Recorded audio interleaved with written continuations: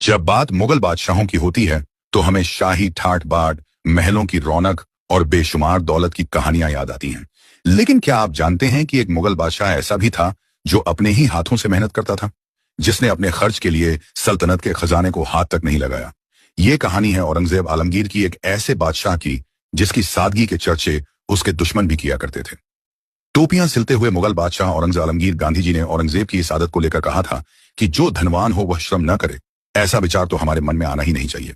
इस विचार से हम आलसी हो चुके हैं। औरंगजेब आलमगीर को काम करने की कोई जरूरत नहीं थी, फिर भी वह टोपी सीते थे।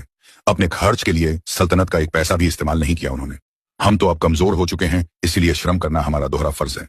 महात्मा गांधी ही क्या, औरंगजेब के दुश्मन भी उनकी सादगी और ईमानदारी के कसीदे पढ़ते थे। यही एक वजह थी कि अफगानिस्तान से लेकर म्यांमार तक वक्त की सबसे बड़ी सल्तनत पर 49 साल तक हुकूमत की, वरना सिर्फ तलवार के बल पर इतने सालों तक हुकूमत करना लगभग नामुमकिन था।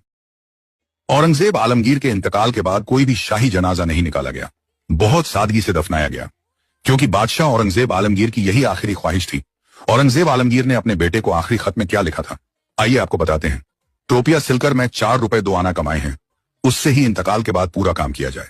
कुरान लिखकर उसकी पंक्तियां बेचने से 305 रुपए मिले हैं। इन रुपयों को काजी गरीबों में बांट दे। मेरी मौत पर कोई दिखावा नहीं होना चाहिए, कोई संगीत नहीं बजेगा, कोई समारोह नहीं होगा। मेरी कब्र पर कोई पक्की इमारत ना खड़ी की जाए। हाँ, बस एक चबूतरा बनाया जा सकता है। मैं इस काबिल नहीं कि मौत के बाद भी छांव मिले। मुझे दफन करते समय मेरे चेहरे को न ढका जाए, ताकि मैं खुले चेहरे से अल्लाह का सामना कर सकूं। इतनी सादगी से जिंदगी जीने वाला और आखिरत की फिक्र करने वाला कैसे कोई बादशाह जालिम हो सकता है, जिसने आधे हिंदुस्तान पर राज किया। उसकी मजार पर न संगमरमर है, न कोई गुंबद, बस मिट्टी, 2 लकड़ियां और एक चादर। क्या यही था एक सम्राट का आखिरी ठिकाना? औरंगजेब मुगल सल्तनत का सबसे शक्तिशाली बादशाह। लेकिन जब मौत आई तो उसने वसीयत में लिखा, मेरी कब्र सादी हो, उस पर खजाने से एक पैसा भी खर्च न किया जाए। उसने अपनी जिंदगी के आखिरी सालों में कुरान की आयतें हाथ से लिखकर अपना खर्च चलाया और मरने के बाद दफन हुआ खुली जमीन में, महाराष्ट्र के खुलदाबाद में।